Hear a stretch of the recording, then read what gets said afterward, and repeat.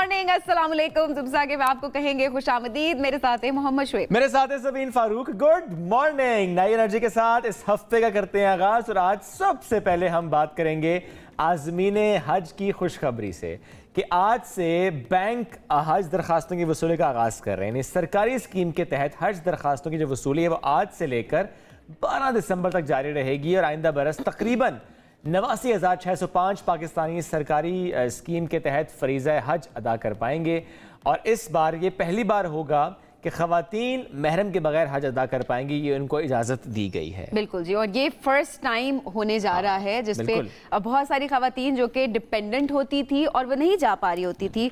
उम्रे की बात की जाए, हज की बात की जाए, तो इस मतलब हज की अगर हम बात करें तो वो अब जा सकती हैं महरम के बगैर भी। बिल्कुल ऐसे ही है। और जब हम बात करें कुरानदाजी से मुतालिक, चूँकि ज़ाहिर है जब सरकारी स्कीम की बात होती है तो उसमें कुरानदाजी होती है, लेकिन लास्ट ईयर चूँकि एप्लीकेंट्स कम थे इसलिए कुरानदाजी उस तरीके से नहीं हुई थी। जिसने अप्लाई किया उसका नाम आया था, लेकिन इस दफ़ा भी कहा जा रहा है कि अगर ज़्यादा लोगों ने अप्लाई किया तो कुरानदाजी होगी। और इसके अलावा स्पॉन्सरशिप जो स्कीम है उसके तहत 25,000 का कोटा जो है मख्तस किया गया। स्पॉन्सरशिप स्कीम के तहत होगा ये कि डॉलर्स के थ्रू अगर आप पे करते हैं, लेकिन बैरून मुल्क आपका अगर कोई रिलेटिव है वो दरख्वास्त जमा कराता है आपके बिहाफ पर, तो फिर आप उससे मुस्तस्ना है कि आपका कुरानदाजी हो। लेकिन इसके साथ साथ वजारत हज के मुताबिक जो हज दरख्वास्तें हैं उनके लिए 15 बैंक्स जो हैं उनकी खदमात हासिल की गई हैं। National Bank, Habib Bank, United Bank, Faisal Bank, Al Habib, Askari, the Bank of Punjab, MCB, Allied, Meezan, Soneri और बैंक अल फलाह, ये वो बैंक्स हैं जहां पर आप दरखास्तें जमा करा सकते हैं। इसके अलावा बैंक इस्लामी और ज़राई तरक्याती बैंक, यहाँ पर भी दरखास्तें आप जमा करा सकते हैं। और इसके साथ साथ ये कहा गया कि जो आपका ID कार्ड है या पासवर्ड है वो वैलिड होना चाहिए, अदरवाइज अगर नहीं है वैलिड तो आपको फिर रिन्यू कराना होगा। लेकिन अगर आप रिन्यू कराते हैं तो उस चिट पे भी आप अप्लाई कर पाएंगे। लेकिन अभी कुछ और चीज़ें हैं जो इससे मुताबिक सामने आना बाकी है, जो कि जिस वक्त ये हज स्कीम तय हो रही थी उस वक्त कहा गया था कि शायद इस बार ऐसा होगा कि आप इंस्टॉलमेंट्स में पे कर पाएंगे। लेकिन ऑब्वियसली पॉलिसी जिस तरह से क्लियर होगी वो क्लैरिटी साथ साथ आती रहेगी और हम आपको उससे आगाह भी करते रहेंगे। तो अब बताते हैं पाकिस्तान का मौसम। बिल्कुल जी, मौसम कैसा है? ठंड है। मौसम कैसा आपको बताते हैं। ठंड आ चुकी है तकरीबन। इस्लामाबाद के मौसम की बात करें, इस्लामाबाद में कम से कम 10 ज़्यादा से ज़्यादा 23 डिग्री सेंटीग्रेड है। बादल छाए हुए हैं आज इस्लामाबाद में। लाहौर में कम से कम 12, ज़्यादा 23 डिग्री सेंटीग्रेड है और वहाँ पर भी बादल छाए हुए हैं। कराची में कम से कम 17, ज़्यादा 27 डिग्री सेंटीग्रेड, सूरज भी है और बादल भी हैं। पेशावर में कम से कम 9, ज़्यादा 23 बादल हैं। और इसके अलावा कोयटा कम से कम 3, ज़्यादा 18 डिग्री सेंटीग्रेड। कोयटा में सूरज है शुएब? सूरज तो हर जगह पे कहीं छुपा हुआ जरूर है, सूरज वरना हर जगह मैं देखना चाह रही थी आप कितने प्रेजेंट माइंडेड हैं।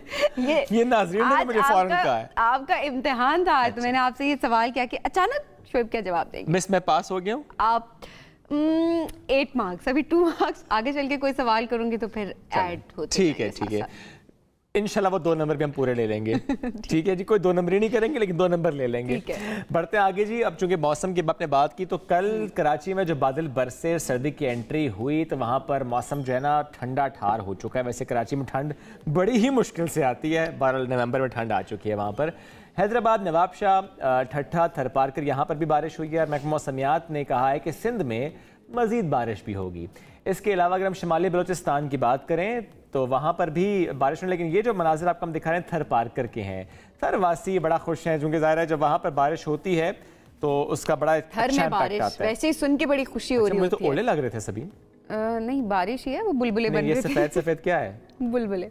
यलाबारी है। अच्छा, ओके। अब मेरा ख्याल 2 नंबर तो आप मुझे दे दें, अपने काट लें। नहीं, मैंने तो अच्छे से क्या, मुझे नहीं नजर नहीं ठीक आया ना, नजर कमजोर है, ऑब्वियसली हो जाता है। बिल्कुल सही है, सही बात है। लेकिन वो जो कराची में है वो ठंड है जी। क्या हम वहाँ जाएंगे तो क्या वहाँ पर हमें ठंड लगेगी? आप कंपेयर ना करें उसे, इस्लामाबाद से तो ठंड है, कराची वालों से पूछे ना। अच्छा, लेकिन उनके लिए ठंड है। वैसे पूछ रहे अगर लाहौर वाले, अगर उनके लिए मौसम खुशगवार है, अगर वहाँ पे जब मौसम खुशगवार होगा, राइट, उनके लिए ठंड नहीं होगी। बिल्कुल ऐसे है। अच्छा जी, क्रिकेटर इमामुल हक की बात करते हैं। कल उनका वलीमा, उसकी तकरीब सजाई गई जिसमें बाबर आजम समेत जो दीगर खिलाड़ी हैं वो वहाँ पर पहुंचे।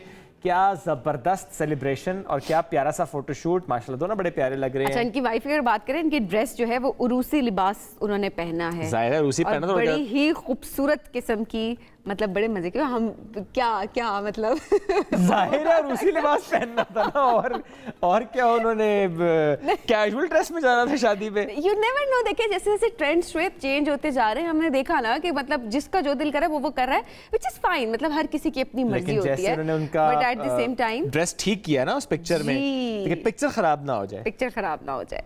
अच्छा, काफी खिलाड़ी वहां पर पहुंचे।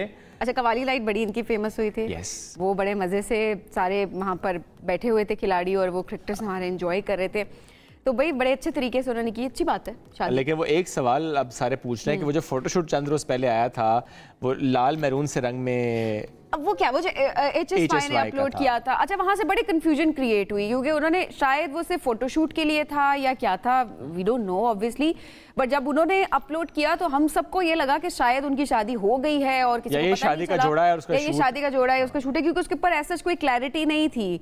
तो खैर हमने पहले सोचा वो खबर हम पिक करें, फिर हमने सोचा कि नहीं, उनके ऑफिशियल अकाउंट से पहले उस वक्त मेहंदी भी नहीं हुई थी, मेहंदी भी नहीं हुई थी, और फिर अगले दिन हमें पता लगा कि मेहंदी उससे अगले रोज थी। बिल्कुल ऐसे। तो ये कंफ्यूजन थोड़ी सी क्रिएट हुई थी, लेकिन हो सकता है वो उन्होंने सिर्फ प्रेजेंट किया अपने लिबास में उनको। हाँ, और फोटो शूट हुआ सिर्फ, या यू नेवर नो। चलें, जब भी पुराना कोई शूट जैसे भी है, हाँ मतलब जैसे भी है, जो भी है, अच्छा जी, ठीक है जी, खुश रहे जी अपनी जिंदगी में। आमीन आमीन। बढ़ेंगे आगे जी। तेज तरीन बॉलिंग से विकेट उड़ाने वाले साबिक फास्ट बॉलर शोएब अख्तर की बात करते हैं। बेसबॉल में अपनी महारत का मुजाहरा करने लगे हैं। सोशल मीडिया पर एक वीडियो उन्होंने शेयर की है जिसमें वो यूएई में बेसबॉल लीग के आगाज के मौके पर बतौर बेसबॉल पिचर गेंद थ्रो करते नजर आ रहे हैं। अपने वीडियो शेयर करते हुए लिखा, तारीख रकम होने जा रही है, अब दुनिया के इस हिस्से में भी बेसबॉल का आगाज होने जा रहा है। और वो कहते हैं, मुझे बेसबॉल यूनाइटेड की जानिब से पहली पिच करने का एजाज हासिल हुआ। साथ ही उन्होंने मद्दाहों से पूछा, मेरी रफ्तार का अंदाजा लगाएं। वाकई में शोएब अख्तर की अगर बात करें, वैसे शोएब मलिक निकलने लगा था, मैंने कहा नहीं, यहाँ पर रफ्तार की बात हो रही है तो शोएब अख्तर की बात हो रही है। बस नाम ही ऐसे जी, क्या करें क्या करें। जनूबी एशिया मुत्तहिदा अरब अमीरात में मुनक्किद होने वाली पहली प्रोफेशनल बेसबॉल लीग के लिए बेसबॉल यूनाइटेड ने शोएब अख्तर को एम्बेसडर मुकर्रर किया है। वाह भाई वाह, जबरदस्त। क्या बात है। चलें बढ़ेंगे आगे। एक अच्छा, और शादी मजे की खबर है ये वैसे शोएब, मतलब अगर आप किसी से ख्वाहिश करेंगे मेरी शादी पे ऐसे होना चाहिए, और वो ख्वाहिश कोई पूरा कर दे तो क्या ही बात हो जाए। ठीक हो गया। दुल्हन की ख्वाहिश पर दूल्हा हेलीकॉप्टर लेकर पेशावर पहुंच गया। ज़करिया नामी जो दूल्हा है, उन्होंने दुल्हन को अपने हेलीकॉप्टर पर बारात वो लेकर गए उनको लेने के लिए, और अपने ख्वाबों की शहजादी को शहजादियों की तरह घर लेकर आ गए। उनकी ख्वाहिश थी कि जी उनका दूल्हा उनको हेलीकॉप्टर पे लेने के लिए आए। बारात जो है वो हेलीकॉप्टर पे आए, तो वो जी हेलीकॉप्टर पे गए और उसके बाद अपनी दुल्हन को बयां कर ले आए। और जो आसपास के लोग थे वो वाकई बड़े हैरान थे। वो बड़ी तादाद में वैसे लोग देखें मौजूद है वहाँ पर, और बड़ी अच्छी तकरीब हुई। लेकिन देखिए शोएब पे छोटी छोटी ख्वाहिशें होती हैं, हर किसी की ख्वाहिश, छोटी ख्वाहिश तो खैर बिल्कुल भी बहुत बड़ी थी, महंगी ख्वाहिश थी, लेकिन चले अगर कर सकते हैं तो क्यों ना करें। इट्स अप टू देम ना, मतलब उन्होंने कर दी। और फिर जो है एक और खबर सोशल मीडिया पे वायरल थी, वो भी जरा सबको बताते चलते हैं। फुटबॉल से कैच करने वाली दो लीडर्स, मरियम नवाज और मरियम औरंगजेब की हम बात कर रहे हैं। उनको बचपन की याद सताने लगी। सियालकोट के दौरे के दौरान ख्वाजा आसिफ की रिहाइशगाह पर फुटबॉल से कैच खेलकर खूब इंजॉय किया उन दोनों ने, और दोनों रहनुमाओं की इस खेल की वीडियो भी वायरल हुई सोशल मीडिया पे। अच्छा, नून लीग के रहनुमा कारकुन वो इस गेम को देखकर खूब वो भी महसूस हो रहे थे, जितने लोग वहाँ पर खड़े थे। इस वक्त देखा जा सकता है, जो चीज़ मुझे अच्छी लगी इस वीडियो में वो ये थी कि हमारे फुटबॉल को प्रमोट ही एक तरह से किया जा रहा था, क्योंकि मरियम ने उठा के कहा मेड इन पाकिस्तान, और 2 दफ़ा उन्होंने बोला मेड इन पाकिस्तान। और ऑब्वियसली सबको पता है कि हमारे फुटबॉल जो है वो किस तरह से पूरी दुनिया में मशहूर भी हैं, और फीफा वर्ल्ड कप में भी इनका इस्तेमाल किया जाता है। Made in Pakistan, made in Pakistan, made in Pakistan. जबरदस्त जी। दोनों ने इस तरह से फुटबॉल खेला, कैच, और साथ एक मैसेज दिया कि ये अपने फुटबॉल है मेड इन पाकिस्तान। वैसे मैं एक बात सोच रहा था, मरियम औरंगजेब के तो नाकाबिले ज़मानत वारंट गिरफ्तारी नहीं निकले थे। हाँ, तो वो फुटबॉल खेलती हुई दिखाई दी है, पता नहीं कौन से नाकाबिले ज़मानत वारंट जारी हुए हैं। चलें आगे बढ़ते हैं। दुबई की बात करते हैं। दुनिया की सबसे बड़ी दौड़ यहाँ पर सजी। मसरूफ तरीन सड़क दुनिया के सबसे बड़े रनिंग ट्रैक में तब्दील हो गई। आपको मनाजिर भी दिखाते हैं। दुबई रन, जहां पर हम देखते हैं कि दुनिया भर से रनर्स हिस्सा लेते हैं, और इसमें क्या ज़बरदस्त नज़ारा होता है। ट्रैफिक के लिए सड़क को बंद किया जाता है, मेन सड़क है उनकी, और यहाँ पर पूरी दुनिया से रनर्स आते हैं, एथलीट्स आते हैं और इस रन में हिस्सा लेते हैं। और इस मर्तबा की अगर बात करें तो पूरी दुनिया से 2.25 लाख अफराद ने हिस्सा लिया है। मैं अपने भाई को ढूंढ लूं, मेरे भाई ने भी इस रन में हिस्सा लिया था, मुझे नजर नहीं आ रहा वो कहीं पे यहाँ अच्छा, पे, ओके। लेकिन वो हर साल जाता है, इस दफा भी अच्छा उसने चलिए इस आप रन पे ढूंढ के हिस्सा दिखाएं। अगर लिया। आपने ढूंढ लिया तो वो वहाँ पे। मैं आपको ऑस्कर दूंगी, ठीक मैंने है? कह दिया वो देखिए वहाँ पे, मतलब ऑस्कर मेड इन पाकिस्तान, वो मैं आपको दूंगी, ठीक ठीक है? आप ढूंढ के दिखाएं। बता तो दिया वो उस क्राउड में। अच्छा ओके। चलें जी, बढ़ते हैं आगे। बरतानिया की बात करते हैं। बरतानिया ने टोक्यो में कचरा चुनने का इफ्तिताही वर्ल्ड कप अपने नाम किया है। इस वर्ल्ड कप में 21 ममालिक ने हिस्सा लिया है, जिनमें अमेरिका, जापान, बरतानिया, ऑस्ट्रेलिया और फ्रांस जैसे ममालिक शामिल थे। इवेंट को इस्पोगोमी वर्ल्ड कप का नाम दिया गया है, जिसका मकसद माहौलियाती तहफ़्फ़ुज़ और ख़ास तौर पर समंदर में बहने वाले प्लास्टिक के फजले को कम करने के बारे में शऊर उजागर करना था। इस्पोगोमी अंग्रेजी के लफ्ज़ स्पोर्ट्स और जापानी लफ्ज़ गोमी से मिलकर बना है। गोमी का मतलब है कचरा और स्पोर्ट्स है स्पोर्ट्स। और मुकाबले में शुरका को 90 मिनट का वक्त दिया गया, जिसमें देखना था कि इस दौरानिये में सबसे ज़्यादा किस मुल्क के उम्मीदवारों ने कचरा उठाया। इस मुकाबले के 2 राउंड्स में गलियों से कचरा चुनना और फिर इस कचरे की छांटनी से एग्रीगेट करना और मुनासिब कैटेगरीज में इसे तरतीब देना था। इस मुकाबले में बरतानिया की टीम है the north will rise again. इसने 57.27 किलोग्राम कचरा जमा किया और 9046.1 पॉइंट्स हासिल करके मेजबान टीम जापान को हराकर कचरा चुनने का वर्ल्ड कप जीत लिया। क्या बात है, जबरदस्त। अब देखिए, एक इवेंट के थ्रू उन्होंने शऊर उजागर किया है। शऊर उजागर किया। देखिए छोटी छोटी कोशिशें हैं सबकी, बिल्कुल। जो कि लोग कर रहे हैं अपने अपने लेवल पे, जो कि करनी जरूरी भी है। बिल्कुल ऐसे ही। वैसे नौबत आनी नहीं चाहिए कि किसी को कंपटीशन कराने पड़े और उसके बाद कचरा लेकिन चुनना आ पड़े। चुकी है। आपका कचरा है वो उठा के नौबत आ चुकी है। ये खुद से सवाल सबको करना चाहिए, चाहे आपका ताल्लुक किसी भी मुल्क से है। Absolutely. किसी As भी an इलाके individual से। हम सबकी जिम्मेदारी हम सबकी है। जिम्मेदारी है ये। क्योंकि जरा सब कंट्रीब्यूट कर रहे हैं इस कचरे में, Exactly. कोई ज्यादा कम वाली बात नहीं है, सब कर रहे हैं कंट्रीब्यूट, तो जरा सबको इसकी जिम्मेदारी उठानी पड़ेगी। बढ़ते हैं आगे, एक आतिश फिशा की बात करते हैं। इटली में यूरोप का बुलंद तरीन और फाल आतिश फिशा माउंट एटना, इससे लावा का जो अखराज है वो हो रहा है और इस लावा के अखराज ने खौफनाक मंजर पैदा कर दिया है। बर्फ पोश पहाड़ के आतिश फिशा से लावा निकलने का ये जो गैर मामूली मंजर है, इसको कैमरे की आंख ने महफूज किया और इसकी वीडियो सोशल मीडिया पर वायरल हो गई। आतिश फिशा की जब हम बात करते हैं या ये लावा निकलने की जो हम बात करते हैं, बहुत से ऐसे वाक़यात पेश आते हैं और इसी तनाजुर में जब हम बात करें तो जो आसपास का इलाका ज़रा उसको अलर्ट भी जारी किया जाता है और बिलखुसूस इस इलाके के ऊपर अगर फ़्लाइट की कोई गुजरनी तो उसको मना किया जाता है कि आप यहाँ से फ्लाई नहीं कर सकते। चलें जी, प्रोग्राम में और बहुत कुछ भी हम शामिल करेंगे, लेकिन पहले लेंगे एक ब्रेक। नहीं, एक खबर और है। एक खबर और है क्या? वो थाईलैंड के बंदरों की अच्छा। बात हमें करनी है। बंदरों की दावत का सालाना मेला थाईलैंड में सजा और बंदरों की जो कई शरारतें तो हम देखते हैं, लेकिन ये कई अक़साम के फलों और उनके पसंदीदा खानों से तवाज़ुन उनकी की गई है। सयाहत के फ़रोग़ के लिए हर साल ये मेला मुनक़्क़िद किया जाता है, जब वहाँ पर लोग आके इन बंदरों की पेट पूजा करते हैं। कितने मजे से खा रहे हैं वहाँ पे, देखें। Yes. बाकी छोड़े, ये देखें क्या बात है। वैसे जबरदस्त, उनको अपने मनपसंद खाने मिल रहे हैं। वाटरमेलन खा रहे हैं। क्या बात है जी। चलें वापस, इससे पहले कि दीगर खबरों की तरफ जाएं, सेगमेंट्स की तरफ जाएं, एक ब्रेक लेंगे, वापस आते हैं, साथ रहिए।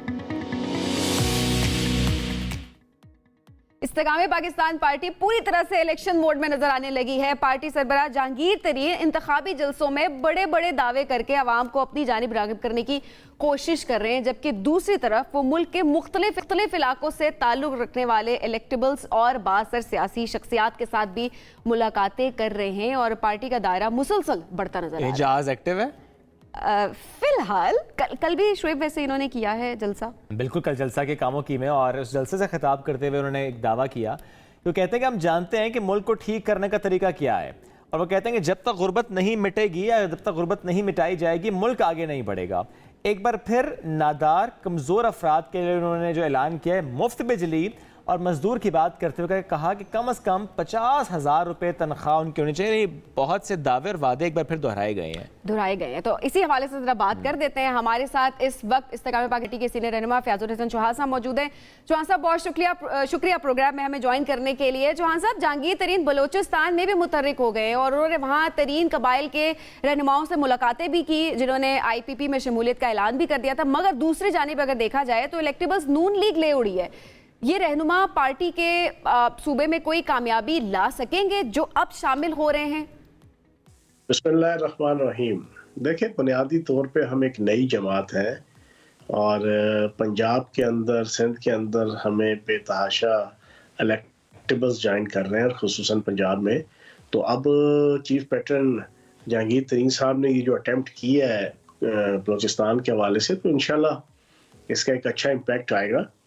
और ज़रूरी नहीं है कि वहाँ के जो इलेक्टेबल्स हैं जनाब वो अगर नून लीग के अंदर जा रहे हैं तो जनाब आईपीपी में आने वाले लोगों का कोई उसको एज नहीं होगा या उनकी कोई अहमियत नहीं होगी, या वो जो कबाइल हैं उनकी कोई अपने इलाकों में फुटिंग नहीं होगी।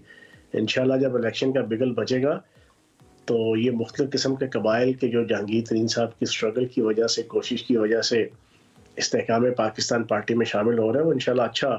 और चौहान साहब, चूंकि पुराने ही साथी आज आपके साथ सपोर्टिंग रोल अदा कर रहे हैं इस पार्टी में आके, लेकिन एट द सेम टाइम पुराने ही साथी आपको टफ टाइम भी दे रहे हैं। अगर केपी की हम बात करें तो वहां पे जिस तरह से परवेज खटक साहब की जमात है, आपको लगता है केपी में वो आपको टफ टाइम दे सकते हैं? देखिए, हम तो एक मुकम्मल आज़ाद और खुद मुख्तार एक पॉलिटिकल पार्टी है और हम तो पाकिस्तान के चारों सूबों के अंदर अपनी तंजीम साजी और अपनी फुटिंग के हवाले से कोशिश करेंगे, हमारा राइट भी है। और इंशाल्लाह केपी के बलूचिस्तान, सिंध और पंजाब तमाम जगहों पे इंशाल्लाह राब्ते होंगे। हमारे लिए टाइम कम है क्योंकि इलेक्शन सर पे हैं, लेकिन पार्टी की लीडरशिप कोशिश कर रही है और केपी के अंदर वो वोट पॉकेट्स और वो इलेक्टेबल्स के जो कई वजूहात, पॉलिटिक्स के अंदर कई वजूहात होती हैं कि आपका कोई अपोनेंट जो है वो अगर सपोज पीटीआई पी में चला गया है तो वो वहाँ पे नहीं जा सकता होगा, लेकिन मजबूत पार्लियामेंटेरियन होगा साबिक या मजबूत इलेक्टेबल होगा तो वो नून लीग और पीपल्स पार्टी में भी नहीं जाना चाहता होगा, वो जेयूआई फजल रहमान और एएनपी में भी नहीं जाना चाहता होगा, तो उसके लिए अच्छा ऑप्शन ये होगा कि वो आईपीपी को ज्वाइन करे। तो इस तरह के कई इलेक्टेबल्स हैं जो केपी के अंदर हैं और उनके लिए सबसे सुटेबल और अप्रोप्रिएट और ऑप्टिमल प्लेस और जगह और पार्टी वो आईपीपी बन सकती है। तो इंशाल्लाह उनको एड्रेस करके उनको केपी के अंदर इंशाल्लाह हम अपनी पार्टी की में समोने की कोशिश करेंगे इंशाल्लाह। और जहांगीर तरीन साहब पूरे पाकिस्तान के अंदर अब राब्ते कर रहे हैं तो इंशाल्लाह केपी में भी अच्छा रिजल्ट आएगा। अच्छा चौहान साहब, परवेज खटक कहते हैं कि पाकिस्तान के मुजरिम मुराद सईद और तहरीके इंसाफ हैं, किस हद तक आप इत्तफाक करेंगे इस बात से? देखिए, पाकिस्तान के मुजरिम तो बुनियादी तौर पे मैं सच्ची बात बताऊं, बड़े अफसोस से कहना पड़ता है मुझे, को खुशी से नहीं कहना पड़ता, पिछले 1.5-2 सालों में मुल्क दुश्मन ताकतों के एजेंडे को जिस तरीके से कामयाब किया गया पीटीआई के प्लेटफॉर्म से, पूरी पाकिस्तानी कौम की इत्तला के लिए अर्ज है कि जब पाकिस्तान एक एटमी ताकत डिक्लेयर हो गया, ऑफिशियली डिक्लेयर होने से पहले 28 मई 1998 से पहले, जब 80s के एंड में आलमी ताकतों को और मुल्क दुश्मन ताकतों को पता चल गया कि पाकिस्तान ने एटम बम बना लिया है, पाकिस्तान एक एटमी ताकत बन गई है, उस वक्त से एक एजेंडा था मुल्क दुश्मन ताकतों का कि अब इस पाकिस्तान को तबाह बर्बाद करना है, इसको नौज बिल्ला माज़ल्ला 2-3 हिस्सों में तकसीम करना है। अब उस एजेंडे को पूरा करने के लिए वो पाकिस्तान से जंग तो कर नहीं सकते थे क्योंकि पाकिस्तान की टॉप 5 दुनिया की जो जनाब आर्मी है उनमें से एक पाकिस्तान की पाक फौज है, फिर पाकिस्तान के पास एटम बॉम्ब है, फिर पाकिस्तान के पास एटमी मिसाइल है, तो वो जंग के जरिए से तो ये मकासद हल नहीं कर सकते थे। आज से 30-35 साल पहले ये स्ट्रेटजी बनाई गई कि पाक फौज और पाक अवाम, पाकिस्तान के अंदर फौज और अवाम के दरमियान खलीज और नफरत का माहौल पैदा किया जाए। उस मकसद के लिए मैं समझता हूं कि तहरीक इंसाफ को और चेयरमैन तहरीक इंसाफ को खुसूसन पिछले 12 सालों में इस्तेमाल किया गया, उनको परवान चढ़ाया गया, उनको हीरो बनाया गया, उनको सियासत के अंदर लाया गया, सियासत के अंदर आपाधापी लगाई गई, छीना छपटी लगाई गई, मारा मारी लगाई गई, मैना मानो की रट लगाई गई, हर वक्त के धरने, हर वक्त की लड़ाई झगड़ा, हर वक्त की दंगा फसाद, और स्पेशली फिर आखिरी ये जो पूरे 2 साल गुजरे हैं इसके अंदर जिस तरीके से चेयरमैन तहरीक इंसाफ को इस्तेमाल करके और उन्होंने आगे हम सबको इस्तेमाल करके इस एंड तक पाकिस्तान को पहुंचा दिया गया, ये मुल्क दुश्मन ताकतों का एजेंडा था। जिसके नतीजे में पाकिस्तान की इकॉनमी, पाकिस्तान का सर्वाइवल, हर चीज़ दांव पे लग गई। 9 मई के वाक़यात आपके सामने, और मुसलसल सोशल मीडिया के ऊपर इनके जो सोशल मीडिया एक्टिविस्ट हैं और सोशल मीडिया हेड्स हैं, वो अमेरिका, कनाडा, बरतानिया, यूएई में बैठ के मुसलसल पाक फौज और रियासती इदारों के खिलाफ, अदालती इदारों के खिलाफ जहर उगल रहे हैं। और इंडियन चैनल्स और इंडियन रॉ जो एजेंडा लेकर आते हैं, झूठी खबरें लेके पाक फौज के खिलाफ, पाकिस्तान के खिलाफ, अदारों के खिलाफ, उसको सोशल मीडिया के अंदर पाकिस्तान में अगर कोई बढ़ोतरी दे रहा होता है, प्रमोट कर रहा होता है, एग्जेजरेट कर रहा होता है, एक्सेलरेट कर रहा होता है, वो तहरीक इंसाफ का मीडिया सेल और उनके सारे हेड और एक्टिविस्ट कर रहे होते हैं। अब ये बदकिस्मती से एक ऐसा माहौल बना के मैं ये समझता हूँ कि पाकिस्तान को नुकसान पहुंचाया गया और पहुंचाया जा रहा है। तो इंशाल्लाह हमारा तो एक एजेंडा है आईपीपी का कि हमने तामीर और तरक्की और इस्तेहकाम पाकिस्तान के अंदर लेके आना है, और इस किस्म की नेगेटिव पॉलिटिक्स जो पाकिस्तान के अंदर हो रही है जनाब एक तकद्दुस की आड़ में, और वो तकद्दुस का जो पर्दा है वो आपके सामने हर रोज। यानी चौहान साहब, ये वो नाम जो आप ले रहे हैं, इसका मतलब है कि इनके लिए तो पार्टी में कोई जगह आगे नजर नहीं आती। ये वो नाम है जो शामिल भी नहीं हो सकते। ज़ाहिर है इन पर जिस तरह का इतराज आप लोग भी इस वक्त भी कर रहे हैं। आप जरूर, मैं जानना चाहूंगा, इलेक्शन कमीशन का जो लास्ट वीक का फैसला था कि इंट्रा पार्टी इंतखाबात दोबारा कराए जाएं, आप क्या देख रहे हैं मुस्तकबिल इस फैसले के बाद तहरीक इंसाफ का? देखें, जो इलेक्शन कमीशन का फैसला है बुनियादी तौर पे तो ये पीटीआई के लिए एक तबाही और बर्बादी का जनाब सिंबल है। 20 दिन के अंदर इलेक्शन करवाने का पाबंद कर दिया है। 5 दिन तकरीबन गुजर गए हैं, 15 दिन रह गए हैं। अब वो पंजाबी का मुहावरा है कि अगों चक ते पिछों लत। तहरीक इंसाफ इधर आके और चेयरमैन तहरीक इंसाफ इधर आके खड़े हो गए हैं। अब अगर ये इलेक्शन करवाते हैं तो चेयरमैन तहरीक इंसाफ सजा याफ्ता हैं, वो तो इलेक्शन लड़ नहीं सकते, सही, वो तो इलेक्शन कंटेस्ट नहीं कर सकते। और नवाज शरीफ साहब की नाअहली, पार्टी की सदारत से नाअहली का जो फैसला सुप्रीम कोर्ट के अंदर मौजूद है, वो एक नज़ीर के तौर पे मौजूद है, और उसके होते हुए ये हो ही नहीं सकता कि supreme court, high court, election commission उन्हें इस मामले में रिलीफ दे सके। तो अगर इलेक्शन होते हैं तो वो इलेक्शन नहीं लड़ सकते, वो नाअहल है। जब वो नाअहल है तो फिर इलेक्शन कोई और लड़ेगा, कोई और जीतेगा, कोई और चेयरमैन बनेगा। हर हाल में इलेक्शन होते हैं तब भी, इलेक्शन नहीं करवाते ये 20 दिन के अंदर तब भी, चेयरमैन तहरीक इंसाफ तो चेयरमैनी से हो गए फारिग। अब अगर इलेक्शन करवा लेते हैं, चेयरमैन तहरीक इंसाफ उसमें फारिग होके अपनी जगह किसको बनाएंगे? शाह महमूद कुरैशी साहब को वो नहीं बनाएंगे, हालांकि लीगली 100% लीगली, कानूनी तौर पे, आईनी तौर पे, पार्टी के आइन के तौर पे शाह महमूद कुरैशी साहब नंबर 1 प्रायोरिटी है कि वो chairman Tehreek Insaf, acting chairman या कंफर्म चेयरमैन के तौर पे वो अपना रोल प्ले करें। लेकिन जो मैं 17 साल इस पार्टी में मैंने गुजारे हैं और दुनिया जो जानती है, शाह महमूद कुरैशी साहब को आसमान नीचे आ जाए, जमीन ऊपर चली जाए जनाब, वो कभी भी उसको चेयरमैन नहीं बनाएंगे। फिर आगे चौधरी परवेज लाई साहब दूसरे नंबर पे।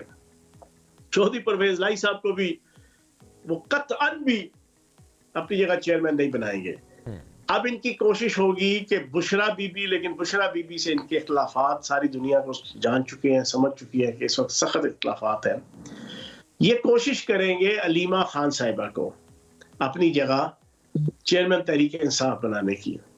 अब अलीमा खान साहिबा को बनाएंगे तो फिर एक और बहुत बड़ी कालक है कि जो अपने चेहरे पे वो लगाएंगे, मरूसियत और ख़ानदानी सियासत, कि जिसके ऊपर 26 साल इन्होंने हमेशा क्रिटिसिज्म किया पीपल्स पार्टी पे, नून लीग पे, JUI, फजल रहमान पे, ANP पे, कि ख़ानदानी सियासत एक जनाब मखसूस ख़ानदान की सियासत, मरूसियत की सियासत, इसके ऊपर क्रिटिसिज्म करते रहे चेयरमैन तहरीक इंसाफ। तो चलिए चौहान साहब, ये अब आगे देखेंगे ज़ाहिरा उनकी तरफ से उनका क्या मौक़िफ़ सामने आता है और किस किस्म के फैसले करते हैं। ये PTI की तरफ से ही मेरे ख्याल मौक़िफ़ आना ज़रूरी है। अच्छा, अब अगर दूसरी जानिब देखा जाए तो बिलावल भुट्टो और जरदारी साहब में भी इख्तिलाफात की खबरें आ रही थी, ऑब्वियसली उससे पहले, लेकिन उसके बाद दुबई गए, पूरी फैमिली गई, जरदारी साहब पीछे गए, उसके बाद फैमिली फ़ोटो उन्होंने लगाई है। और वही बात है, उन्होंने कहा जी ब्रेकिंग न्यूज़ पे मत जाएं आप लोग। आपको क्या समझता है, आपको लगता क्या है, क्या वाकई दूरियां पैदा हो गई हैं या बस लग रहा था सबको? अल्लाह ना करे, सच्ची बात तो मेरी जाती हवाले से, पार्टी से हटके भी, सियासत कोई खाने को नहीं देती। खानदान सबसे पहले है, बाप बेटे का, बाप बेटी का, मियाँ बीवी का जो रिश्ता है, ये इससे आगे कोई चीज नहीं है। तो हम इसके ऊपर खुश हो जी हमारी अपोनेंट पार्टी है तो जनाब उस पर हम खुशियां मनाएं, जो बाप का बेटे के साथ, बेटे का बाप के साथ ना। मैं कम से कम मियां फयाजुल हसन चौहान, मुझे सख्त नफरत है इस किस्म की सियासत से। मेरी तो दुआ है कि अल्लाह पाक जरदारी और बिलावल जरदारी को इकट्ठा रखे, हमेशा इकट्ठा रखे, एक पेज पे रखे। मुझे याद है कि चौधरी परवेज लाई साहब और चौधरी शुजात साहब के दरमियान भी जब ये तफरका पैदा हुआ तो मैं उनकी पार्टी का नहीं था, लेकिन मैंने हमेशा टॉक शो के अंदर, प्रेस कॉन्फ्रेंस के अंदर ये बात कही कि अल्लाह करे कि चौधरी शुजात साहब और चौधरी परवेज लाई साहब एक होके चलें। और जिस तरह उन्होंने पूरी जिंदगी इत्तेहाद के साथ गुजारी और ख़ानदान एक इत्तेहाद के साथ उन्होंने अपना वक्त गुजारा, ये ख़ानदान इकट्ठा होकर चले। तो इसी तरह जनाब पीपल्स पार्टी बात की बात है, पहले जरदारी ख़ानदान है तो बाप बेटा दोनों एक पेज पे चलें, ये हमारी दुआ है। और है भी है, बस ख़ानदानों के अंदर होता है, कभी इख्तलाफ भी हो जाता है, लेकिन बाप बेटे से कभी बगावत नहीं करता और बेटा बाप से कभी बगावत नहीं करता, ना ही उसको करना चाहिए। ठीक है चौहान साहब, अब एक और बात जो इस वक्त सियासी मौसम के एतबार से हम बात करें, जिसमें हम इंतखाबी इत्तेहाद की खबरें देखते हैं, सीट एडजस्टमेंट की बात करते हैं, ज़रा वही मौसम इस वक्त चल रहा है। लेकिन जब IPP से पूछा गया कि आपका इत्तेहाद किससे का, आप यही कहा, फिदा शकावान साहब ने भी यही कहा कि नहीं हम बिल्कुल अलग से लड़ेंगे, कोई इत्तेहाद की बात नहीं है, बाद में जो होगा सो होगा, लेकिन फ़िलहाल नहीं है। अभी वैसे किसी ने रब्ता नहीं किया IPP से फॉर सीट एडजस्टमेंट या ऐसी कोई इंतखाबी लाइन्स से मुताल्लिक कोई रब्ता नहीं हुआ? मैं मुसलसल कई माह से एक बात कह रहा हूँ कि 4 मफादात होते हैं जो हर सियासतदान और पॉलिटिकल पार्टी इन मफादात पे खेलती है। मुल्क का, अवाम का मफाद, पार्टी का मफाद और ज़ाती मफाद, ये 4 मफादात होते हैं। इन 4 मफादात के ऊपर अगर कोई कंप्रोमाइज़ नहीं कर सकता तो ना वो सियासतदान है, ना वो सियासी पार्टी है। तो हम तो भाईजान प्योर सियासी पार्टी हैं। हम इंशाअल्लाह हर पॉलिटिकल पार्टी के साथ इलेक्शन से पहले भी और इलेक्शन के बाद भी, पार्लियामेंट के अंदर, असम्बलियों के अंदर, हम मुल्क की खातिर, आवाम की खातिर, रियासत की खातिर और पार्टी मफाद की खातिर हर किस्म के जनाब टेबल टॉक, निगोसिएशन, कन्वर्सेशन और जनाब गुफ्तगू और कोऑर्डिनेशन हम करने को तैयार हैं। ठीक, बहुत शुक्रिया चौहान साहब, साथ मौजूद थे, हमसे गुफ्तगू कर रहे थे। एक ब्रेक की तरफ जाएंगे नाज़रीन, वापस आते हैं, साथ रहिए। कराची में एक अफसोसनाक वाक़या पेश आया। शॉपिंग मॉल में आग लगने का वाक़या, जिसके बाद 11 अफराद की हलाकत रिपोर्ट हुई और मुतादिद के ज़ख्मी होने का यह अफसोसनाक वाक़या, जिस पर आज हम बात कर रहे हैं। पहले इस पर रिपोर्ट दिखाएंगे आपको, फिर अपने नुमाइंदे से बात करेंगे कि आखिर अभी तक तहकीकात में क्या कुछ सामने आया है।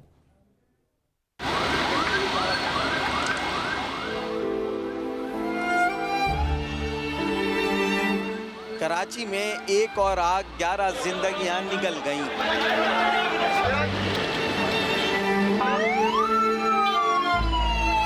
राशिद मिनास रोड पर जौहर मोड़ के करीब शॉपिंग प्लाजा की 4थी मंजिल पर लगी आग दूसरी मंजिल तक पहुंच गई।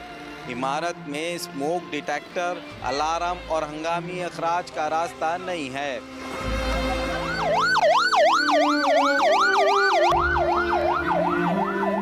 45 से अबव लोगों को हमने यहाँ से रेस्क्यू किया है, जिसमें से जो स्टेबल थे वो उनको घर रवाना कर दिया था, जो अनकॉन्शियस थे वो थे उनको हॉस्पिटल रवाना किया। चारों तरफ से बंद है, उसकी वजह से स्मोक ने पूरे फ्लोर में यानी पूरे मॉल के अंदर ट्रेवल किया है, उसकी वजह से काफ़ी नुकसान हुए। सेंट्रली एयर कंडीशन होने के बाइस प्लाजा में हवा के अखराज का रास्ता भी नहीं।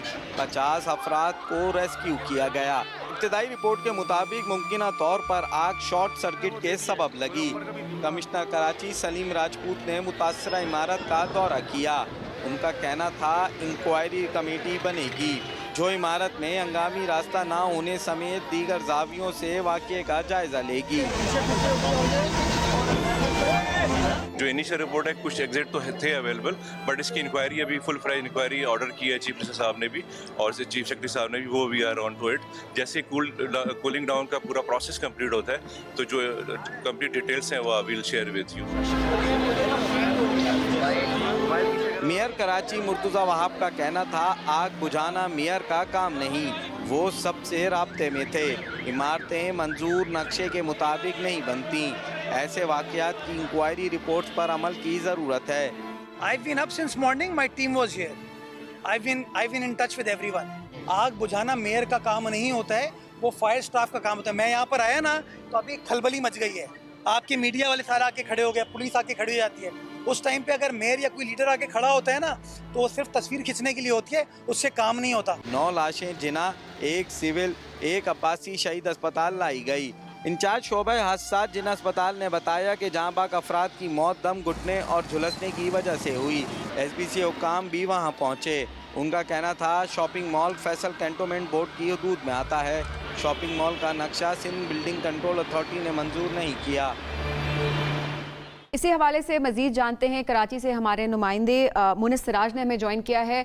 मुनिस, मजीद क्या अपडेट है ज़रा बताइएगा। कमिश्नर कराची ने भी जाहिर है वहाँ पर दौरा किया है और इसके अलावा कमेटी भी, तहकीकाती कमेटी भी कायम कर दी गई है, तो अभी तक क्या इतलात आपके पास मौजूद हैं?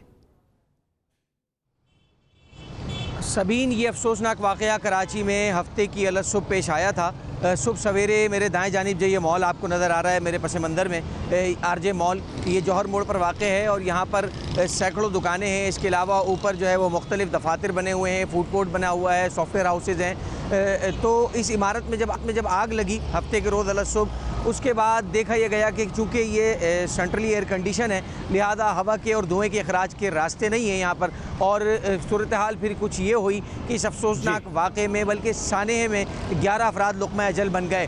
ताज़ा तरीन डेवलपमेंट से मैं आपको आगाह कर दूं कि अब से कुछ देर पहले SP इन्वेस्टिगेशन जो कि फैक्ट फाइंडिंग कमेटी पुलिस की है, उसके मेंबर भी हैं, उनकी जानिब से अपनी टीम के हमरा यहाँ का दौरा किया गया है। गुज़िश्ता रोज़ भी DIG ईस्ट जो कि फैक्ट फाइंडिंग कमेटी के सरबरा हैं वो भी यहाँ पहुँचे थे, लेकिन आज दूसरी मरतबा पुलिस अफसरान ने यहाँ का दौरा किया और ताज़ा तरीन डेवलपमेंट ये है। साथ ही कैमरामैन आपको मेरे दाएँ जानिब दिखाएंगे, आप इस वक्त देख सकते हैं कि तमाम तर जो मॉल था, जो दुकानें थी, जो फ्रंट है ये, इस पर कन्नातें लगा दी गई हैं, इसको सील कर दिया गया है। ये ताज़ा तरीन डेवलपमेंट है, तहकीकात की जा रही हैं। और अब से कुछ देर पहले SP इन्वेस्टिगेशन से जो हमारी बात हुई, उनका ये कहना था कि मुख्तलिफ इदारों के जो माहिरीन हैं उनकी मदद ली जाएगी ताकि हक़ाइक़ तक जल्द अज जल्द पहुँचा जा सके। आप इस वक्त देख सकते हैं पस मंज़र में कि दुकानदार भी यहाँ पहुँचे थे ताकि वो अपने जो है वो कारोबार को शुरू कर सके, लेकिन उन्हें यही बताया गया है कि यहाँ पर फ़िलहाल जब तक तहकीकात मुकम्मल नहीं हो जाती तब तक यहाँ पर दुकानें खोलने की इजाज़त नहीं है। 11 अफराद लुक़मा अजल बने इस अफसोसनाक वाक़े में।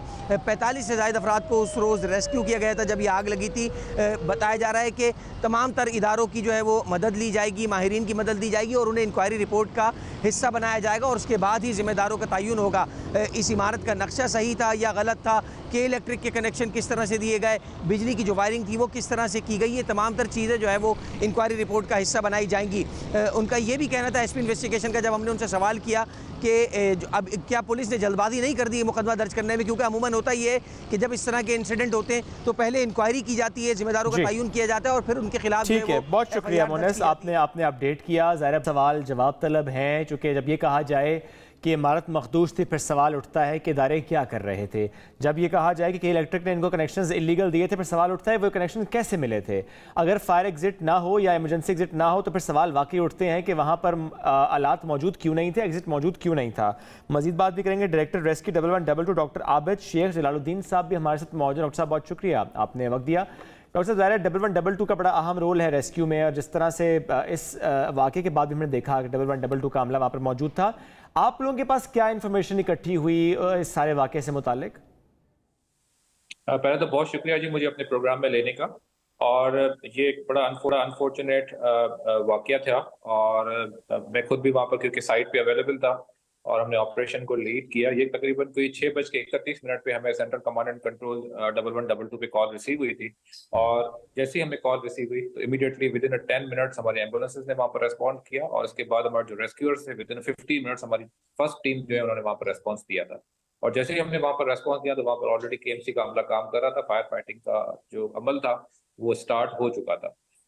जहां तक मेजर चैलेंजेस की हम बात करें तो सबसे बड़ा मेजर चैलेंजेस यही था कि उसमें एंट्री पॉइंट हमें मिल नहीं रहा था, क्योंकि एक ही एंट्री पॉइंट था जहां पर बहुत ज्यादा, क्योंकि जीरो विजिबिलिटी थी, बहुत ज्यादा स्मोक था, इसी वजह से हमें फुल एंट्री करनी पड़ी, हमें शीशे तोड़ने पड़े। एक हमें पेडेस्ट्रियन इसके बिल्कुल बराबर में, जहाँ पर हमने लैडर लगाकर हमारे रेस्क्यूअर्स एंटर हुए, और उसके बाद फिर एक हाइट से इसकी हमने एंट्री की, और उसके बाद ये सारा जो अमल था वो स्टार्ट हुआ।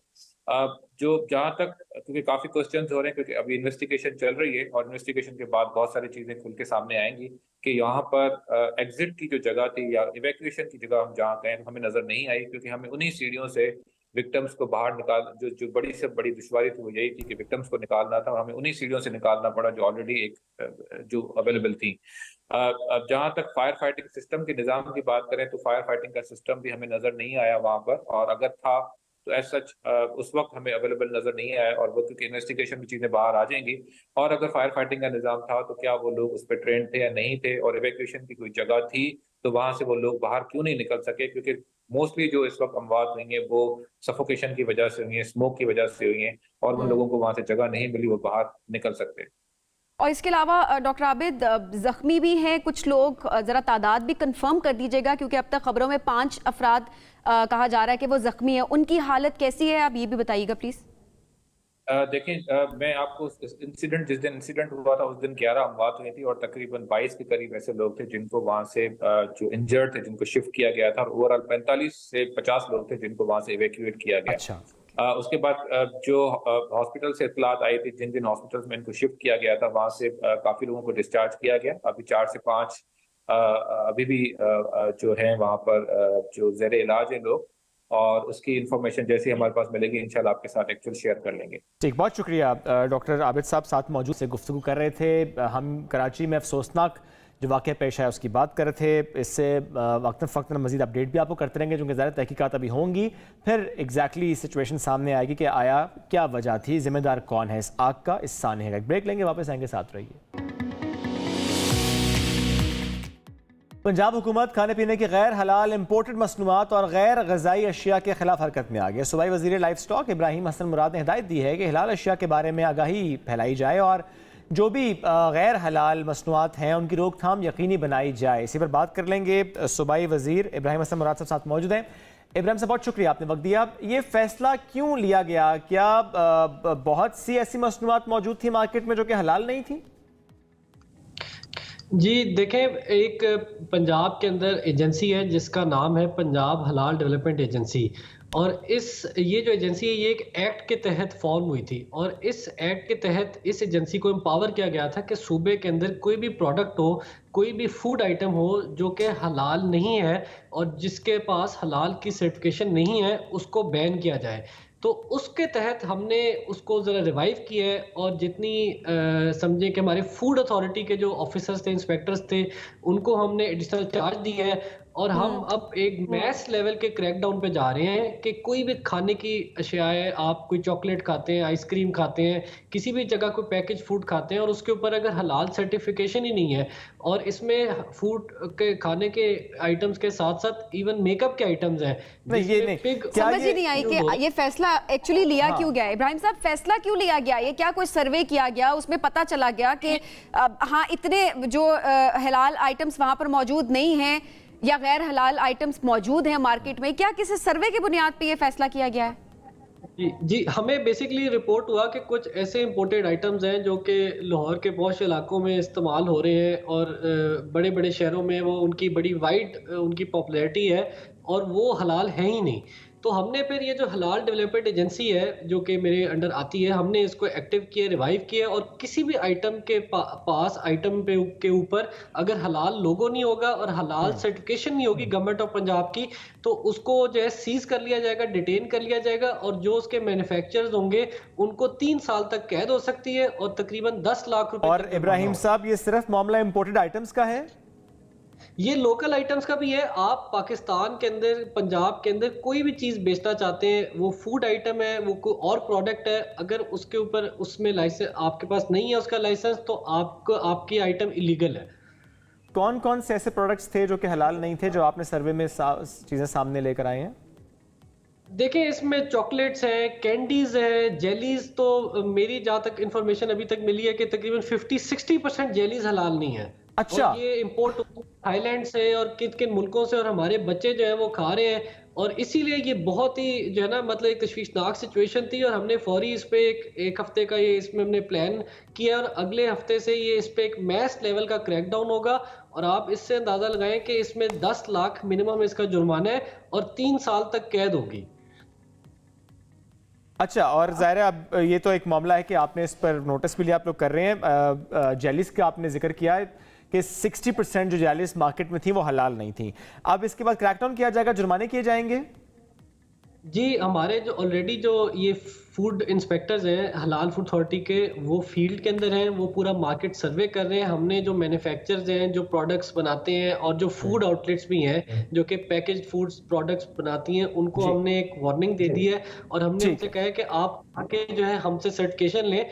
आप इस चीज़ से अंदाजा लगाएं कि पंजाब के अंदर हलाल डेवलपमेंट एजेंसी है जो कि एक्ट के तहत फॉर्म हुई हुई थी, और हमें सालाना सिर्फ 80 जो कंपनीज हैं, 80 प्रोडक्ट्स हैं, वो हलाल सर्टिफाई हमसे हो रही थी।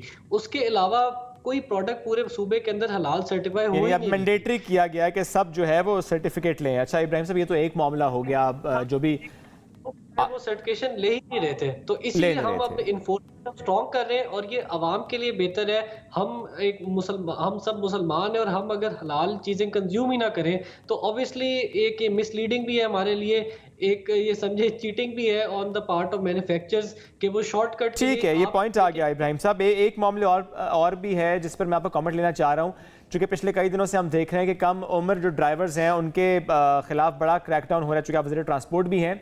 और अभी रायवंड रोड से भी एक खबर आई थी कल कि वहाँ पर भी एक कम उम्र ड्राइवर था और उसने कार हिट की, और उसके बाद उसके रिश्तेदार भी आ गए, फिर गोली भी चल गई। तो ये जो कम उम्र ड्राइवर्स के खिलाफ क्रैकडाउन हो रहा है, इसका क्या नतीजा निकल रहा है? वाकयात तो फिर भी ऐसे ही हो रहे हैं। देखिए, मैं पिछले हफ्ते 2-3 मेरा इत्तेफाक हुआ थानों को विजिट करने का, और उधर हवालात के अंदर 50 to 60% जो लोग थे वो कम उम्र थे, जो कि लाइसेंस ना होने की वजह से अरेस्ट हुए हुए थे। अच्छा। तो इस पे एक बहुत सीरियस मैसेज चला गया है, और ऐसे भी इब्राहिम साहब, बच्चों को जेल में बंद कर देना ये हल तो नहीं है ना? देखिए, कुछ ऐसे भी लोग थे कि जिनकी 38 इयर्स तक एज हो गई थी, और आज तक उन्होंने लाइसेंस ड्राइवर्स। अच्छा, लाइसेंस यहाँ, अच्छा देखिए, यहाँ लाइसेंस की बात नहीं हो रही है। क्वेश्चन ये है कि कम उम्र बच्चे जिनको अभी समझ नहीं है, घर वालों की तरफ से उस तरह से गाइड नहीं किया गया, और शायद हमारा सिस्टम भी ऐसा है कि उनको स्पेस मिली है कि वो रोड पर निकल आए, क्या उनको जेल हवालात की हवा लगानी जरूरी है कि वहां पर उनको भेजा जाए? उसके बाद क्या होगा? इन बच्चों की क्या काउंसलिंग की जाएगी? आगे क्या सोच रखा है आप लोगों ने? देखिए, आप इनको बिल्कुल अलाउ करें, लेकिन जब ये सड़क पे निकलते हैं और 5-5, 6-6 लोगों का एक ही फैमिली से कत्ल होता है, तो ऑब्वियसली फिर इनको हमें जेल में ही डालना पड़ेगा। और ये बड़ा सीरियस ऑफेंस है, पूरी दुनिया के अंदर ये टॉलरेट नहीं होता। ये it is not a joke कि आप कोई गाड़ी लें जिसकी 80-100 किलोमीटर तक रफ्तार हो, और आप लोगों को आके हिट एंड रन करें। तो ये एक सोशल भी चेंज चाहिए। इब्राहिम साहब, ये पॉइंट इंपॉर्टेंट है। ज़ाहिर है किसी ने अगर गाड़ी हिट की है, कत्ल के मुतरादिफ है, ये किसी की जान गई है, वो तो ज़ाहिर जेल में जाएगा।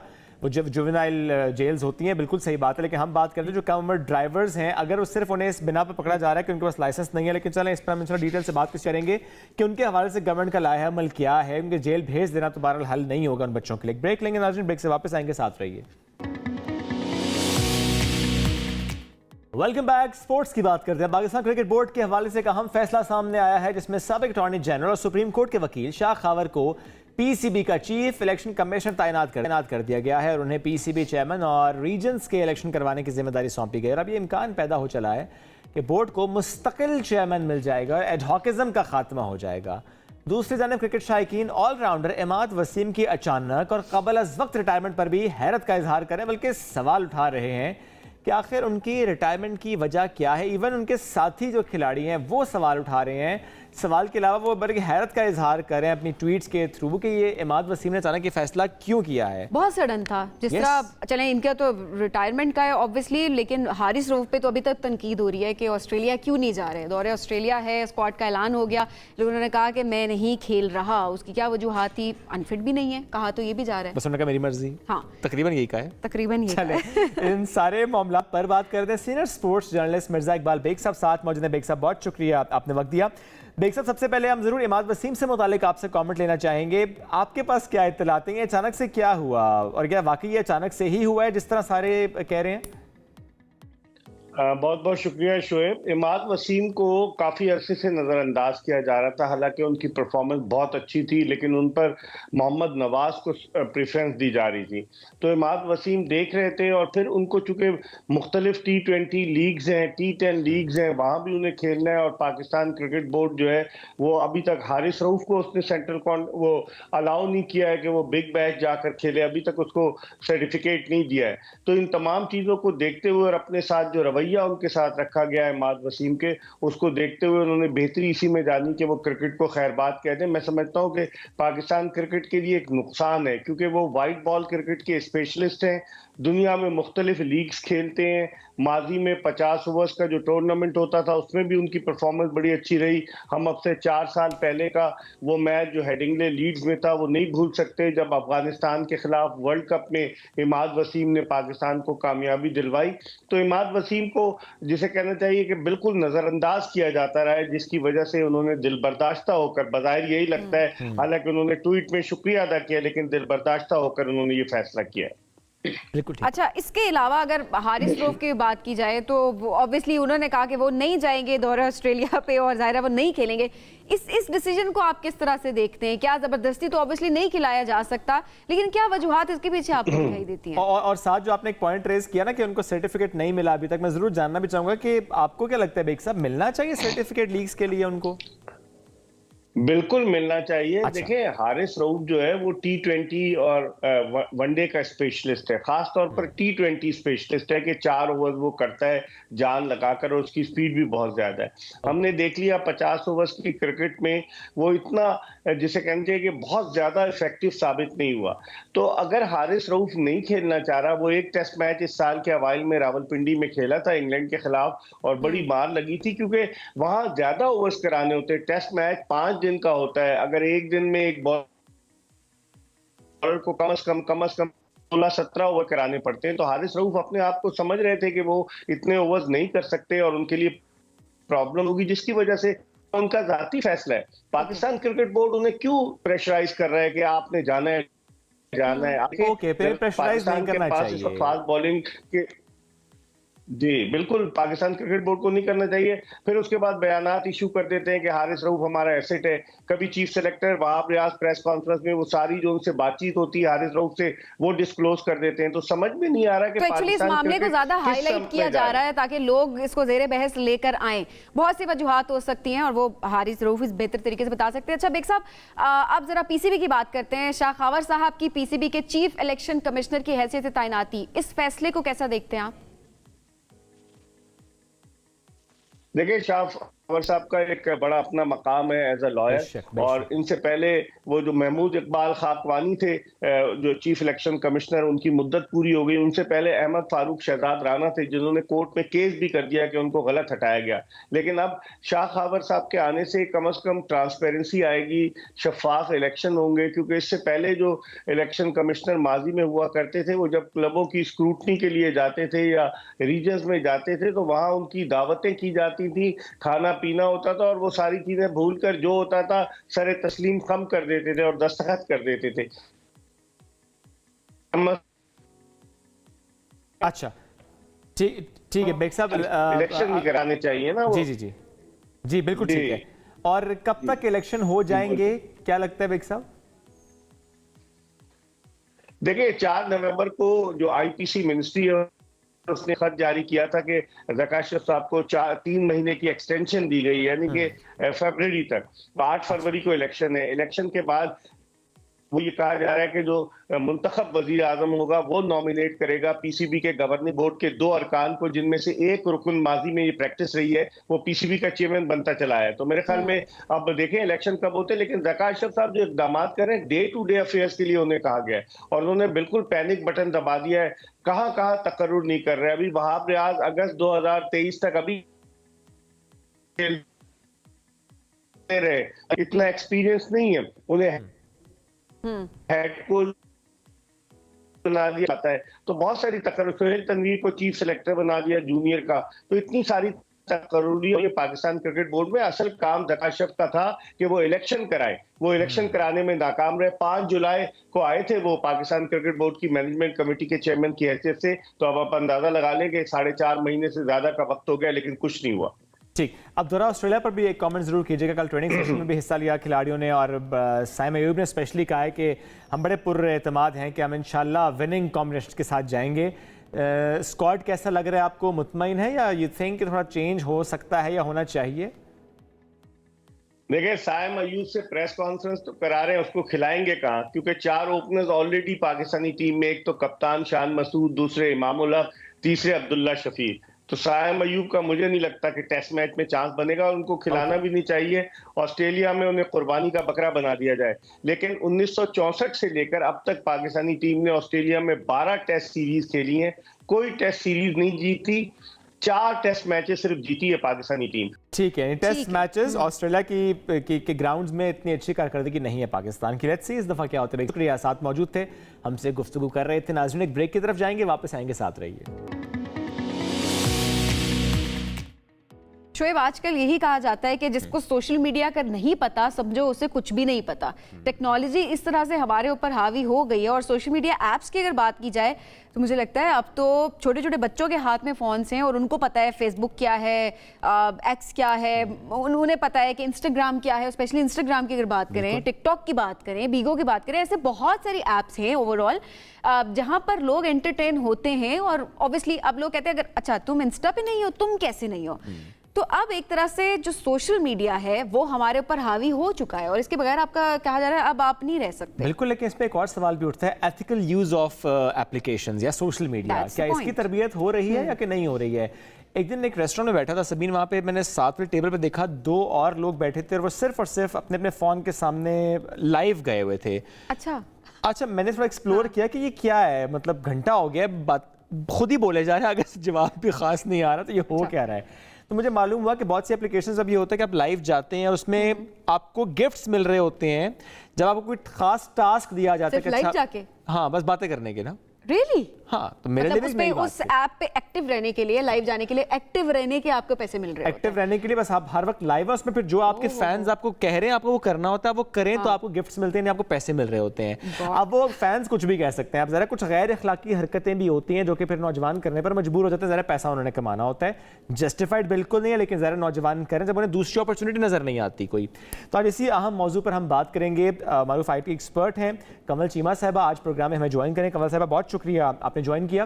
कंवल, ये जो हम देखते हैं कि मुख्तलिफ एप्लीकेशंस पर हमारे नौजवान नस्ल इस तरीके से पैसे कमा रही है कि अखलाकियात का तो जनाजा निकल गया वहाँ पर। How do you see this, कि कितना डैमेजिंग है हमारी नौजवान नस्ल के लिए? देखिए, सबसे पहले तो जो कमाने वाले लोग हैं वो इसलिए करते हैं क्योंकि इसकी डिमांड है। जिस मार्केट में आप होते हैं, टिकटॉक जैसी एप्लीकेशंस या जो बाकी एप्लीकेशन, इनका एक टिकटॉक एक क्रिएटर फंड होता है, ठीक है। तो जो जब आप कंटेंट क्रिएट करते हैं, जितने आपको व्यूज मिलते हैं, जितनी उस कंटेंट के साथ एंगेजमेंट होती है, उतना ज्यादा आप उसको मोनेटाइज कर सकते हैं। फिर जो ये आप जैसे बात कर रहे थे कि जो लाइव स्ट्रीमिंग होती है, जो लाइव सेशंस होते हैं, उसमें जो व्यूअर्स होते हैं वो आपको वर्चुअल गिफ्ट्स दे सकते हैं, ठीक है। जो वर्चुअल गिफ्ट्स सकते हैं, काइंड ऑफ लाइक डायमंड्स, वो फिर कन्वर्ट इनटू रियल मनी। सो जाहिर है जब पैसा इन्वॉल्व हो जाता है तो फिर जिस तरह का कंटेंट व्यूअर को पसंद है, उस तरह जिस तरह के कंटेंट की डिमांड है, जिस तरह के कंटेंट की, जैसे हम पुराने जमाने में कहते थे ना कि टीवी पे वो कंटेंट दिखाया जाता है जिसकी रेटिंग आए, तो जिस तरह के ड्रामा लोगों को पसंद है उस तरह की चीज दिखाई जाएगी ताकि उसकी रेटिंग आए। लेकिन कंवल, टीवी पर तो इखलाकियात का ऑब्वियसली ख्याल रखा जा रहा होता है। हमारे जितने भी चैनल्स हैं वो इखलाकियात का ख्याल रख रहे होते हैं साथ साथ। तो आपको क्या लगता है कि जी प्लीज? इसलिए क्योंकि उसके पीछे एक रेगुलेशन है, एक रेगुलेटरी अथॉरिटी है, और वो रेगुलेटरी अथॉरिटी है। टीवी जो है वो एक इंस्टेंट कंटेंट प्रोडक्शन नहीं होती, it goes through a production cycle, it goes through editors, it goes through people who are mature. मगर अनफॉर्चुनेटली ये एक इंस्टेंटेनियस, हम जिस दुनिया में रह रहे हैं ना, कि उसमें अब इंस्टेंटेनियस चीजें जो है वो प्रोड्यूस हो रही हैं, जिसे हम कहते हैं इंस्टेंटेनियस एंटरटेनमेंट, वो अब अवेलेबल है। जो कि इंस्टेंटेनियस एंटरटेनमेंट में ये होता है कि वो जो सारे चेक्स एंड बैलेंसेस थे, जो पहले एक साइकिल के थ्रू कंटेंट गुजर के जाता था, वो सारे चेक्स एंड बैलेंसेस चले गए।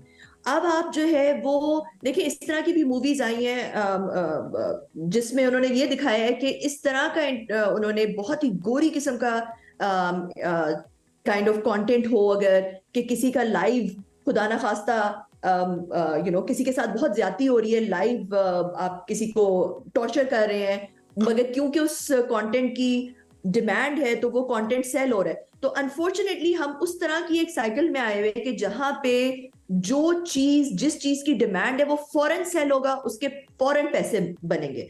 तो इसके पीछे कोई ना कोई रेगुलेशन डालना जरूरी है, क्योंकि अनफॉर्चुनेटली आप बेहूदी जो है वो सेल होती है, इस तरह की इंटरटेनमेंट जो है वो फौरन सेल होती है, तो उसके पीछे उसको फौरन मोनेटाइज किया जा सकता है। इसके पीछे किसी ना किसी तरह की रेगुलेशन डालना, किसी ना किसी तरह की कोई ना कोई चेक्स एंड बैलेंसेस। कमल इसके हवाले से मुतादिद बार कोशिशें भी हुई, जैसे कि हम देखते हैं बैन करना। अब ज़ाहिर है बैन करना तो हल नहीं है, अगर हम बात कर रहे हैं रेगुलेशन की या कोशिश की, ज़ाहिर है वो बैन सिर्फ अगर कर देंगे तो वो हल नहीं होगा। आपकी नज़र में इसका क्या हल है? रेगुलेशन किस तरह से हो कि वो एप्लीकेशन भी रहे लेकिन वो एथिकल यूज़ की तरफ भी हम जाएं, वो तरबियत वाला एलिमेंट भी उसमें हो कि बच्चों को बताएं भी सही कि अच्छा ये एप्लीकेशन तो है लेकिन हमें पता हो कि इसे यूज़ कैसे करना है। अगर कमाना ही है तो उसमें कमाने के और भी 100 तरीके हो सकते हैं, ज़रूरी तो नहीं कि आपने ऐसा कोई कंटेंट जनरेट करना है कि जो अखलाकी कंटेंट नहीं है। देखिए, कमाने के और बहुत सारे तरीके हैं। एफिलिएट मार्केटिंग है, आप प्रोडक्ट सेल कर सकते हैं अपने सोशल मीडिया के थ्रू, आप अच्छा कंटेंट भी बना सकते हैं, ऐसा कंटेंट भी बना सकते हैं जो कि आपको जो अगले बंदे को कुछ सिखा रहा है, वो लॉन्ग टर्म कंटेंट होता है। ये जो एंटरटेनमेंट कंटेंट है ये तो शॉर्ट टर्म कंटेंट है जो कि फौरन आपको वो कर सकता है। तो द पॉइंट इज के अगर कोई इस तरह की रेगुलेटरी अथॉरिटी हो जो कि कंटेंट को बाद में जो कंटेंट आता है उस कंटेंट को स्क्रूटन, देखिए बैन करना जो है वो हल नहीं होता। किसी भी चीज को अगर बैन कर दिया जाए तो जो उसकी अच्छी साइड होती है वो भी खत्म हो जाती है। तो कोई ना कोई इंडिपेंडेंट, बाय द वे जब आप फ्रीडम ऑफ स्पीच की बात करते हैं तो that is also double edge sword, right? Freedom of speech भी होना चाहिए but at the same time उसका कोई ना कोई लेवल होता है। आप किसी के रिलीजियस सेंसिटिविटी को नहीं जाके इतने तो हेट कमेंट्स होते हैं जो कि हम देख रहे होते हैं, और जब उनके ऊपर बात की जाती है तो यही कहा जा रहा होता है कि ये फ्रीडम ऑफ स्पीच है, जिस तरह से सोचता है वो वहां पर लिख सकता है। सोशल मीडिया पे वैसे भी ओवरऑल हम देखें तो यही चल रहा होता है। हाँ, मगर उसमें कोई ना कोई लिमिट होना जरूरी है, ठीक है? जब racist comments, discriminatory comments, religiously insensitive comments, कमल लेकिन ये जो एलिमेंट है उसको रेगुलेट करने का, ये तो शायद उस कंटेंट के लिए जो कि पोस्ट हो जाए, पोस्ट पे हम जाएंगे ना कि कंटेंट के बाद किस तरह रेगुलेट किया जा रहा है, रिपोर्ट कैसे किया जा रहा है। When it comes to live, जब आप लाइव स्ट्रीमिंग कर रहे हैं यानी आप लाइव जा रहे हैं किसी भी एप्लीकेशन के थ्रू, उस वक्त तो ज़ाहिर है रेगुलेशन बड़ा मुश्किल हो जाता है। और जो आज हम जिस मौजू की बात करें वो यही है कि जिस तरह से नौजवान इन एप्लीकेशंस पर लाइव जाकर वो तमाम काम कर रहे हैं जो कि उन्हें कहा जाता है आप ये करें, आपको हम वर्चुअल गिफ्ट्स देंगे, जो कि जिस तरह आपने भी कहा कि वो फिर आपके रियल मनी में कन्वर्ट हो जाते हैं। इससे कैसे रोका जाए नौजवानों को? आई थिंक इसमें जो उससे पहले रोकना इज नॉट पॉसिबल मेरे ख्याल में अभी तक, अनलेस आप कोई इस तरह के AI सिस्टम्स डेवलप कर लें जो कि लाइव वीडियोस को देख के ये डिटरमिन कर सकें कि इस लाइव वीडियो में जो कंटेंट है वो इनअप्रोप्रिएट है। मेरा ख्याल बहुत अच्छा कमेंट रेज किया आपने। ये जब हम बात भी करते हैं कि अभी AI का दौर है और ज़ाहिर आप उसमें बड़ा अच्छी राय भी रखती हैं, AI के थ्रू ऐसे कंटेंट को रेगुलेट करना तो फिर आसान होगा, फिर हम क्यों नहीं कर पा रहे? देखिए, अभी AI isn't there yet कि वो लाइव कंटेंट को स्क्रूटिनाइज करके ये बता सकते कि कौन सा कंटेंट जो है, but in the future it will be, और इस तरह की AI डेवलप की जा सकती है। बट आई थिंक इस वक्त जो फौरी तौर पे उसका हल है वो ये है कि लाइव कंटेंट भी जो आए या जो भी कंटेंट आए, कोई ऐसी अथॉरिटी होनी चाहिए जो पोस्ट कंटेंट जब वो हो भी चुका हो तब भी देख सके, रैंडमली कंटेंट को स्क्रूटिनाइज कर सके। और अगर इस तरह का कंटेंट मिलता है जो कि इंतहाई बेहुदा कंटेंट है या अखलाकियात से हटके कंटेंट है, तो उस पे कोई ना कोई एक्शन लिया जाए, कोई ना कोई उसके ऊपर कोई ना कोई लॉ बनाया जाए। साइबर लॉ होना चाहिए कि इस तरह का कंटेंट आ सकता है, इस तरह का कंटेंट नहीं आ सकता, और अगर इस तरह का कंटेंट आता है, ऑडिट होता है, पकड़ा जाता है, तो फिर उसकी एग्जाम्पल बनाई जाए कि this was the kind of thing that was. और कमल ऑब्वियसली ये चीज घर से भी शुरू होती है कि घर वाले कैसी तरबियत करें नौजवानों की, और उन पर चेक एंड बैलेंस रखना बड़ा जरूरी है। जब तक एआई का कोई ऐसा टूल डेवलप होता है या फिर इस तरह से कोई रेगुलरिटी अथॉरिटी सामने आती है, आई बिलीव कि घर वालों का रोल, रिस्पॉन्सिबिलिटीज बहुत ज्यादा बढ़ जाती हैं, क्योंकि बच्चों को फोन लेकर दे दिया। अब तो मैं कहूंगी कि अंडर 18 के पास भी फोन होता है, आप बच्चा अभी बोलना सीखता है उसके हाथ में फोन होता है, तो ऑब्वियसली उसको सारे टूल्स एक्सप्लोर करने आते हैं डिफरेंट ऐप्स के, तो वहां पर घर वालों की जिम्मेदारी तो बहुत ज्यादा बढ़ जाती है। देखिए अब तो इस तरह के हमारे पास एग्जाम्पल्स आ गई हैं, बहुत सारे कंपनीज ने पेरेंटल कंट्रोल्स लॉन्च कर दिए हैं। माइक्रोसॉफ्ट के पास पेरेंटल कंट्रोल है, जो आईफोन होता है उसके अंदर बहुत सारे ऐसे, फॉर एग्जांपल मेरे बच्चे हैं, उनको मैं यूज करती हूँ, all those family viewing, parental controls, ऐसे बहुत सारे टूल्स हैं जिसपे आप अपने बच्चों की एक्टिविटी मॉनिटर कर सकते हैं, उनको कंट्रोल कर सकते हैं, किस तरह का कंटेंट वो व्यू कर सकते हैं, किस तरह का कंटेंट वो ब्रॉडकास्ट कर सकते हैं, यू कैन कंट्रोल दैट। मगर अनफॉर्चुनेटली हमारी आवाम में, हमारी जो नेक्स्ट जनरेशन है वो पढ़े लिखे हैं, उनके माँ बाप इतने पढ़े लिखे ही नहीं है कि वो ये मॉनिटर कर सकें कि उनके बच्चों की ऑनलाइन एक्टिविटी क्या है। ना वो इतने टेक सेवी हैं हमारे माँ बाप, नेक्स्ट जो इस जनरेशन के माँ बाप इतने टेक सेवी नहीं है कि वो उस चीज को कंट्रोल नहीं कर सकते। तरबियत जरूर दे सकते हैं, अच्छी तरबियत दे सकते हैं, आई मीन डिबेटेबल है कि वो कितना मतलब वो एक सोल्यूशन नहीं है ना, क्योंकि उसको हम कैसे कहेंगे कि अच्छा ये तरबियत दें। अब जो हमारे इस वक्त के नौजवान है वो है, इसको किस तरह कंट्रोल किया जा सकता है, रेगुलेशन, मेरे ख्याल में रेगुलेशन के थ्रू ही किया जा सकता है। कोई ना कोई इसकी कानूनी कार्रवाई होनी चाहिए ऐसे कंटेंट की कि जो कि अखलाकियात से गिर के कंटेंट है, अगर वो पकड़ा जाता है तो उस कंटेंट पे कोई ना कोई एक्शन लेना चाहिए, बिल्कुल इसी तरह जैसे टीवी किया जाता है। ये बहुत अहम पॉइंट है। अच्छा कमल, अब एक लास्ट पॉइंट, वो नौजवान जो ये राय रखते हैं कि चूंकि जी हमने कमाना है, हमारे पास तो और कोई जरिया नहीं है, जिनको मालूम नहीं है कि क्या और एवेन्यूज हैं जो किसी एक्सप्लोर कर सकते हैं। आपने एफिलिएट मार्केटिंग की बात भी की, आपने कहा प्रोडक्ट्स सेल किए जा सकते हैं, बहुत सी और ऑप्शंस हैं। प्लीज़ डू गाइड जो हमें इस वक्त देख रहे हैं कि ये वो तरीके जिससे आप कमा सकते हैं, और इसमें कोई ऐसा काम भी नहीं है कि जिसमें आपको ये सोचना पड़ेगा कि आप कोई गैर अखलाकी काम कर रहे हैं। देखिए आप अच्छा कंटेंट भी क्रिएट कर सकते हैं, जैसे मैंने कहा कि इन सारे प्लेटफॉर्म्स का अपना एक क्रिएटर फंड होता है, ठीक है, उसमें आप अगर अच्छा कंटेंट क्रिएट कर रहे हैं, आजकल बहुत सारी नई चीजें आ रही हैं, टेक्नोलॉजी इवॉल्व कर रही है, उसके बारे में कंटेंट क्रिएट करें। ठीक है कमल, बहुत शुक्रिया, साथ मौजूद थी। सबसे आगे में एक ब्रेक शामिल करेंगे, वापस आएंगे, साथ रहिए। रावलपिंडी की 41 साला खातून खाला हमारी खाला ही है वैसे, एक तरह से हम मुलाकात उनसे भी करवाएंगे। अच्छा, इन्होंने क्या किया, महंगाई से शुरू भी बहुत ज्यादा तंग आ गई, सब तंग है, लेकिन हम कहते हैं ना सोल्यूशंस की बात करें। अब हम ना उम्मीद तो कभी नहीं होना चाहिए, लेकिन सोल्यूशंस की बात करें। अच्छा, ये सलोन में जॉब करती हैं, उन्होंने सोचा कि अब मैं पेट्रोल अफोर्ड नहीं कर सकती, और इसके अलावा उन्होंने ये भी कहा कि जो हमारी लोकल वैन्स हैं उनमें मैंने धक्के नहीं खाने, मैं खुद से एक स्टेप लूंगी, और वो स्टेप ये होगा कि वो स्केटिंग करके काम पे जाए। फिर लोगों ने स्केटिंग करते उन्हें जाते देखा, लेकिन उसके बाद क्या हुआ ये उनसे पूछते हैं। हम बात कर रहे हैं हलीमा सादिया की, जो कि इस वक्त हमारे साथ मौजूद है। अस्सलाम वालेकुम आप। जी वालेकुम सलाम, शुक्र अल्लाह का, ठीक। हमने आपको खाला बोला, ठीक बोला? जी बिल्कुल। जैसे कहेंगे यहाँ बैठ के हम क्या ही आपको। अच्छा जी, कैसे सोचा? ऑब्वियसली तंग तो बड़ा आ गया होगी, लेकिन घर वालों की तरफ से रेजिस्टेंस थी कि क्या कर रही हो, लोकल वैन्स भी तो हैं, उनके किराए सस्ते हैं, उन पे चली जाओ, कहाँ स्केटिंग कर? नहीं, लोकल के किराए सस्ते नहीं है। मतलब आपको अगर बताया जाए, अगर थोड़ा सा अगर पेट्रोल महंगा होता है, वो ट्रिपल किराया लगाते हैं लोकल वाले, और बदतमीज भी बहुत होती हैं। अच्छा, तो मैं वैसे भी लोकल सवारी जो है तो वो मैं पहले भी नहीं करती थी, तो फिर मुझे शौक़ इसलिए भी पैदा हो गया क्योंकि मैं ब्यूटिशियन हूँ और मुझे इवेंट्स वगैरह में भी जाना होता है। और अभी तो अल्हम्दुलिल्लाह मैंने अपना छोटा सा सैलून भी ओपन किया है, मानो ब्यूटी सैलून के नाम से, चांदनी चौक में। तो ये है कि मैं सिर्फ हेयर का काम करती हूँ अपने सैलून पे, और उसके अलावा मीडिया में जाती हूँ, मीडिया मेकअप आर्टिस्ट भी हूँ, और छोटे मोटे और काम भी करती हूँ। और मैं मतलब जाना पड़ता है, तो हर 2 मिनट बाद कभी कहाँ से कॉल आती है, कभी कहाँ से आती है, फ़लानी जगह आना है, फ़लानी जगह आना है, तो फिर उसके लिए तो बार बार तो मैं नई गाड़ी का वो कर सकती। तो मैंने एक हसीब नाम का बच्चा है, माशाल्लाह से, काजी हसीब नाम है, DHA 1 में उसका स्केटर क्लब है, और माशाल्लाह प्रोफेशनल स्केटर है वो। अच्छा। तो उससे मैं जब उसकी वीडियो देखती थी तो मुझे बड़ा मतलब अच्छा लगा उसको देख के। बड़े दूर दूर वो सफ़र करता था। अच्छा। और उसको मैंने बड़ा दूर देखा और काफ़ी मतलब बच्चियों को उसने ट्रेन किया, तो मुझे भी उसको देख के एक शौक़ पैदा हो गया। तो फिर मैं गई, उससे बात की, तो उसने मुझे बहुत से लोगों ने कहा अभी इस एज में तो बैलेंस तो आप नहीं कर पाएंगी, आप गिर जाएंगी, ये होगा वो होगा।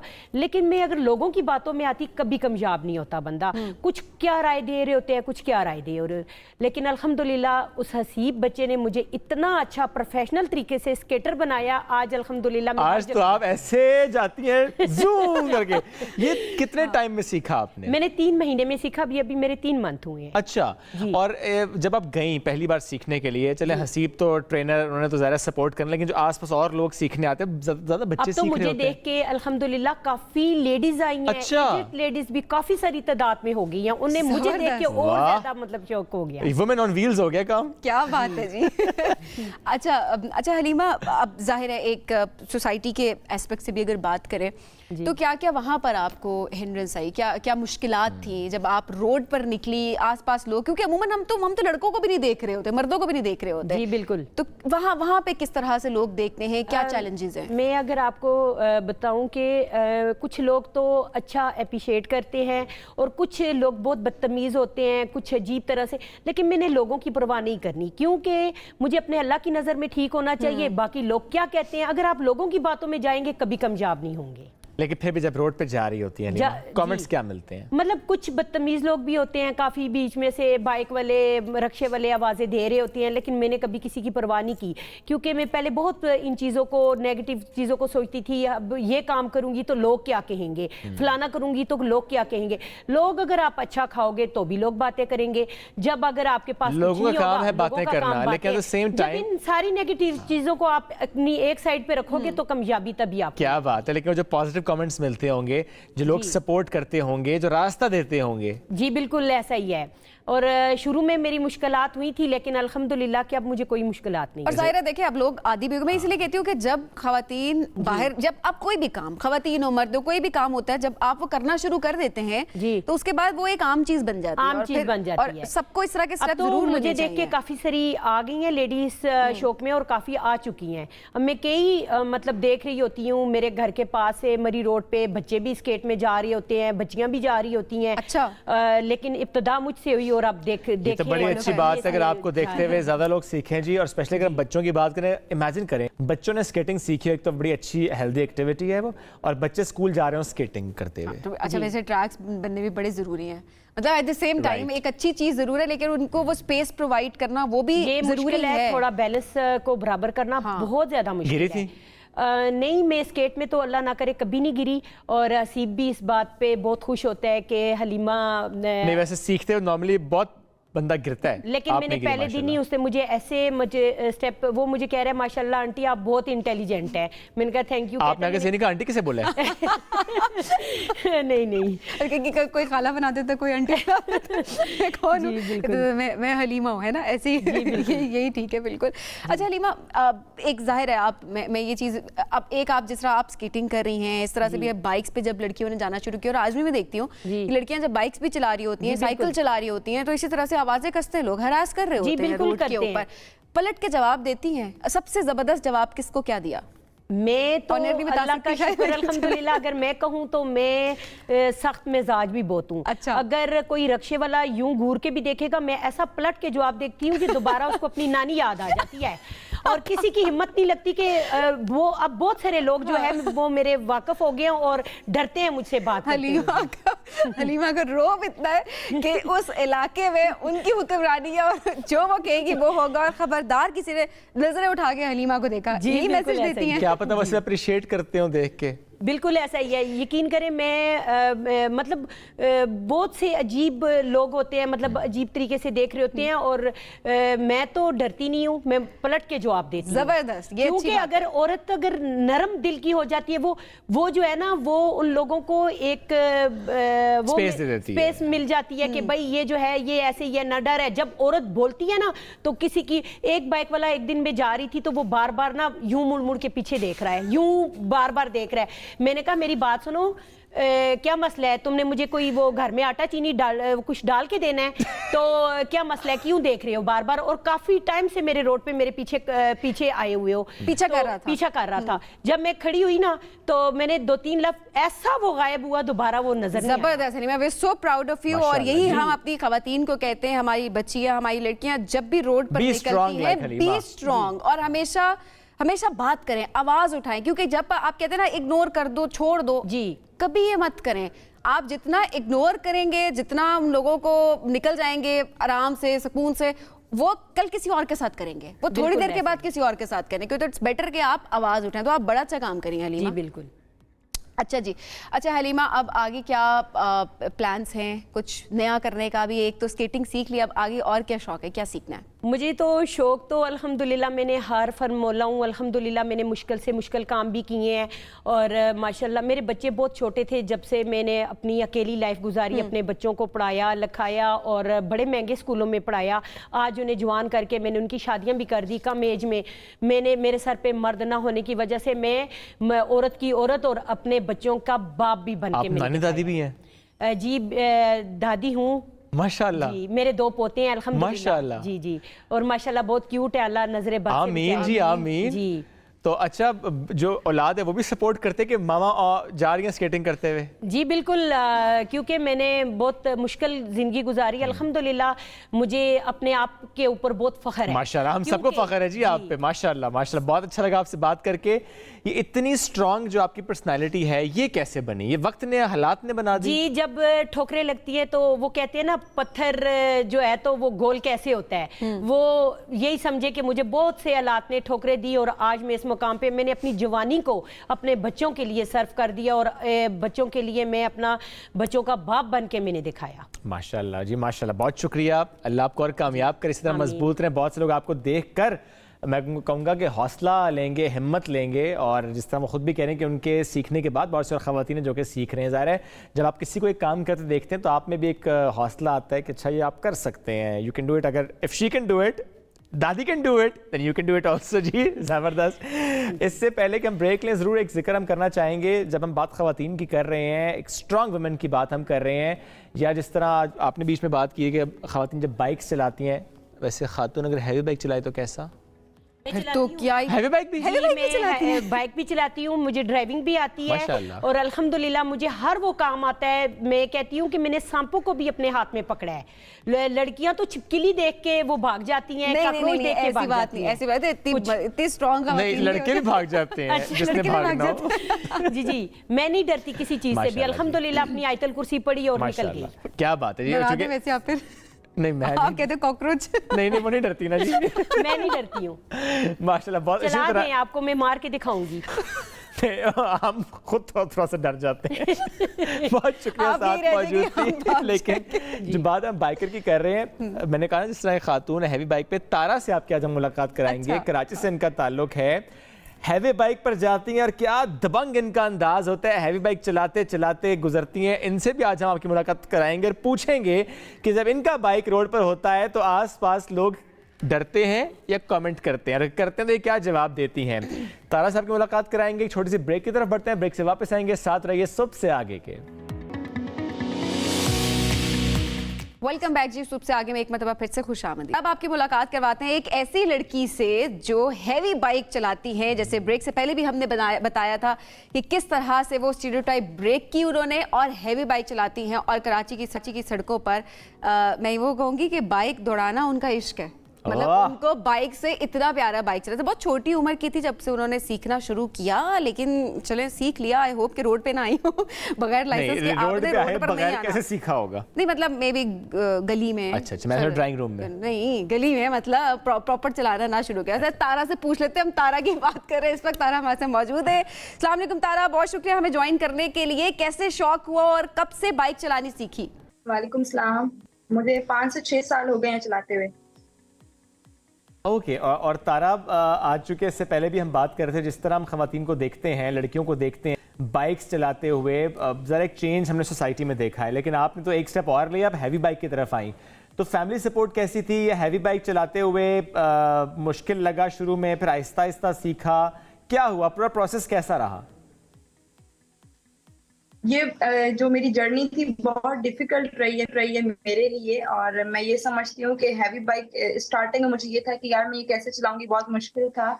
लेकिन एक जो बैलेंस था वो मैंने सीख लिया। और अब जितनी भी बाइक्स होती हैं वो मेरे लिए मुश्किल नहीं है, कोई भी हो, चाहे हार्ले हो, चाहे जिक्सर हो, चाहे जितनी भी सीसी हो, मुझे ये फर्क नहीं पड़ता। पहले मुझे था यार ये बाइक इतने सीसी है, मैं कैसे कैरी करूं। लेकिन अब मैं कहती हूँ बस चलानी है तो हैवी बाइक ही चलानी है, 70 और 125 बिल्कुल भी नहीं। और जहां तक रही फैमिली सपोर्ट की बात है, अब तो बिल्कुल, और फैमिली सपोर्ट की बात रही तो फैमिली ने मुझे बहुत अप्रिशिएट और सपोर्ट किया। और मैं ये समझती हूँ कि एक अगर वुमेन कुछ कर रही है तो डेफिनेटली या उसके पीछे उसके फादर का हाथ है, मदर का है, फैमिली में किसी ना किसी मेंबर की सपोर्ट होती है। तो ऐसे ही मुझे मेरी पूरी फैमिली ने सपोर्ट किया, specially thanks to my mother जिसने मुझे बहुत सपोर्ट किया। फादर का बहुत मैं शुक्रगुजार हूँ कि उन्होंने मुझे बड़ा अप्रिशिएट किया, और बहन भाइयों ने भी। जबरदस्त। तारा, ऑब्वियसली लड़कियां वैसे ही इतनी स्ट्रांग होती हैं कि किसी की सपोर्ट बाज़-औक़ात ना भी हो तो जो उन्होंने ठान ली है वो कर गुजरती हैं। पहली मर्तबा जब बाइक चलाई तो कैसे एहसास थे, वो दिन, वो मोमेंट अगर याद करके हमसे शेयर करें। जब फर्स्ट मैंने जिद की कि भाई 3 दिन में मुझे रोड पे बाइक लेके आनी है, अब मेरे पास 70 थी, तो ये सीन मुझे अभी तक हंसती भी हूँ। और ये इंसिडेंट मुझे याद है कि सिग्नल बंद हो गया था और मैं बीच में मेरी बाइक फंस गई थी कि अब मैं सिग्नल तोड़ूं नहीं तोड़ूं, इधर से भी गाड़ियां, इधर से भी गाड़ियां।